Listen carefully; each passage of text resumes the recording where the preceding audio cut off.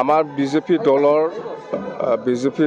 আমাৰ চৰি BPF BJP নহয় BPF দলৰ আমাৰ আজি CWC মিটিং হৈছিলে।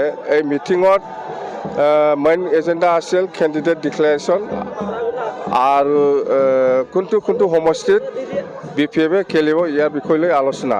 মুঠতে আমি BPF হিচাপে আগন্তুক যেটো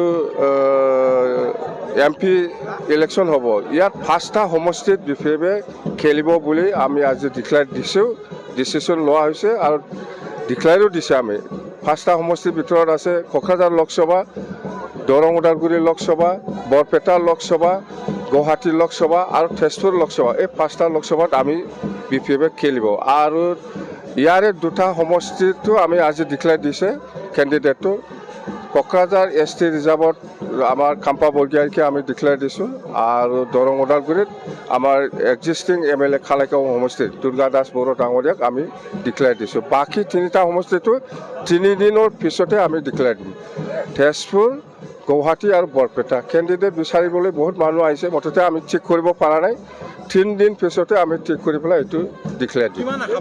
মুঠতে নাই গুৱাহাটীত জিকাৰ চান্স আছে, ইয়াৰ কাৰণে কেণ্ডিডেট আহিছে। বৰপেটাতো আমাৰ জিকাৰ চান্স আছে, ইয়াৰ কাৰণে কেণ্ডিডেট বিচাৰি আহিছে আৰু তেজপুৰতো আমাৰ বহুত কেণ্ডিডেট আহিছে। মুঠতে আমি 5টাতো আমি জিকাৰ আশাটো আমাৰ আছে।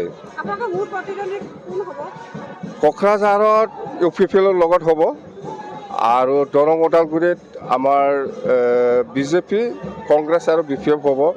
বৰপেটাতো BJP, কংগ্ৰেছ আৰু BPF হ'ব। গুৱাহাটীতো BJP, কংগ্ৰেছ আৰু BPF হ'ব। তেজপুৰতো BJP আৰু বৰপেটাত BJP নাই, SJP আছে। তেজপুৰত কংগ্ৰেছ, BJP আৰু BPF। নাই, সেইটো ৰাইজৰ কথা। এইটো মই কিং মেকাৰ হ'ব বুলি ক'লেতো নহ'ব। সেইটো ইলেকশ্যনটো হৈ যাওক, ইয়াত কি হয়। মানে আপোনাৰ ইয়াতে এটা সংবাদ মেল যোগে বৰপেটা সমষ্টিৰ কিছু মানুহ আহিছিলে।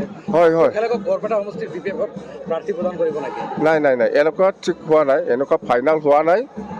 কোনে খেলিব সেইটো ফাইনেল হোৱা নাই।